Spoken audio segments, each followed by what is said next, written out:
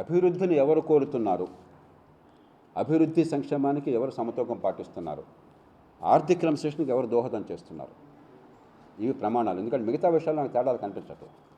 ఇక్కడ సంక్షేమమే పాలన, ఇంకేమీ లేదన్నటువంటి రీతి ఒక పక్కన, అభివృద్ధి సంక్షేమము కలిపి భవిష్యత్తుకి బాటలు వేయాలి, పెట్టుబడులు పెంచాలి, మరుగు సదుపాయాలని మనం మరింత మెరుగుపరచాలి, ఉపాధి కల్పన జరగాలి అన్నదానికి కట్టుబడి వాళ్ళు మరో పక్కన. దానిలో ఖచ్చితంగా నరేంద్ర మోదీ గారు కానీ చంద్రబాబు నాయుడు గారు కానీ వారికి ఇద్దరికీ విశ్వసనీయత ఉంది. ఎందుకంటే మాటలు కాదు, చేతల్లో చూపెడుతున్నారు. ఇంకా వేరే కారణం ఏం లేదు. నాకు ఎవరో బంధువులు కాదు, మరొకరు దూరమో కాదు.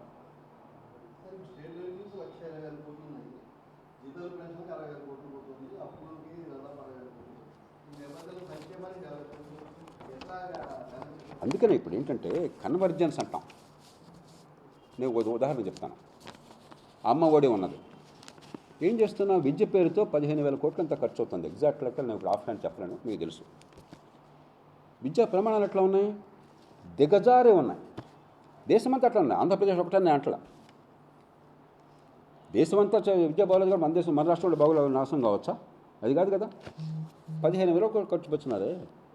దానిలో 1000 కోట్లు కనుక నిజంగా విద్యా ప్రమాణాలు పెరగడం కోసం, పరీక్షలు పాస్ కావడం కోసం కాదు, బిల్డింగులు కట్టడం కోసం కాదు, విద్యా ప్రమాణాలు అవుట్కమ్స్ అంటాం, దానికి కనుక వినూత్నమైన రీతిలో ఖర్చు పెట్టినట్టు ఫలితాలు వచ్చుండే.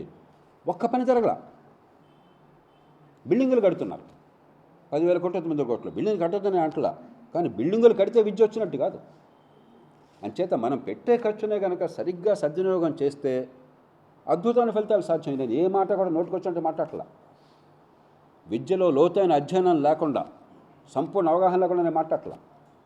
నేను ఈ పల్లెటూరులో స్కూల్లో చదువుకునేవాడిని, విజయవాడకు సమీపంలో మారుమూల గ్రామంలో పంచాయతీ సమితి పాఠశాలలో చదువుకునేవాడిని, జిల్లా పరిషత్ స్కూల్లో చదువుకున్నాను. నేను ఛాలెంజ్ చేస్తున్నాను, ఆ ఊరికి వెళ్ళి మీరు చూడండి. ఆ ఊళ్ళో చదువుకునే పిల్లలకి మంచి చదువు అవుతుంది, పేద కుటుంబాల్లో పుట్టిన పాపానికి వాళ్ళకి నాశనం కాకుండా మంచి చదువు అవుతుంది. చెప్పండి, మీరు చెప్తాను. అరే 140 మందికి ఆంధ్రప్రదేశ్ రాష్ట్రంలో గడియారం చూసి టైం చెప్పడం రాదండి. 18 ఏళ్ల వయసులో 18 ఏళ్ల వయసులో గడియారం ఇప్పుడు నా వాచ్లో 5 గంటల 10 నిమిషాలు 5 నిమిషాలు అవుతుంది. 5 గంటలు చెప్తున్నారు 170-80 మంది. 150 మందికి 55 మందికే 5 గంటల 10 నిమిషాలు అని తెలుస్తాను. వంకాయలు తూకమయ్యేలా మార్కెట్లో అని చెప్పంటే 3.5 కేజీలు రాళ్ళు పెట్టంటే రాళ్ళు పెట్టడం 140 మందికి తెలియట్లేదు. 18 ఏళ్ల వయసులో 9:30కి నిద్రపోయావు, 5:30కి లేచావు, ఎన్ని గంటలు పడుకున్నావు అంటే 140 మంది 45 మంది 18 ఏళ్ల వయసులో చెప్పలేకపోతున్నారు ఆంధ్రప్రదేశ్లో. ఇవన్నీ కఠోరమైన వాస్తవాలు. పాస్ పర్సెంటేజ్ 90% ఉంటే 95% ఉంటే ప్రభుత్వాలు నిర్వహించే నేషనల్ అచీవ్మెంట్ సర్వే అని ఉంటుంది.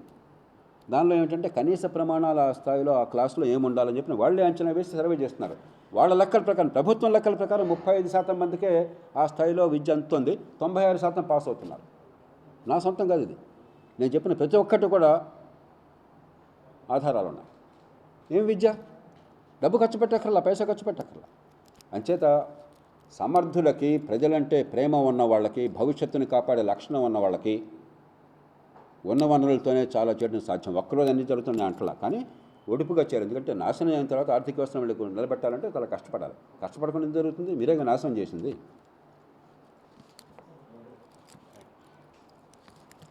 Thank you. నేను ఏ స్పిరిట్తో చెప్పానో మీరు దయచేసి అర్థం చేసుకోండి. మీరు వక్రీకరించరు, కానీ మిగతా వాళ్ళు వక్రీకరించకుండా ప్రయత్నం చేయండి. ఎందుకంటే ఈ రోజుల్లో ఏదో ఒక్క పదాన్ని తీసుకుని, ఒక్క మాటను తీసుకుని, ఒక సెంటెన్స్ తీసుకుని మిగతా అన్నీ పక్కన పెట్టేసి, చెప్పాను కదా అమ్మ అంటే బూతు మాట అనే పరిస్థితి తీసుకొచ్చారు. ఇది ప్రజాస్వామ్యానికి శ్రేయస్కరం కాదు.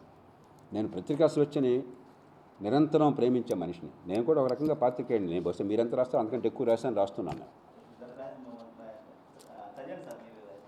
కాబట్టి పత్రికల కంటే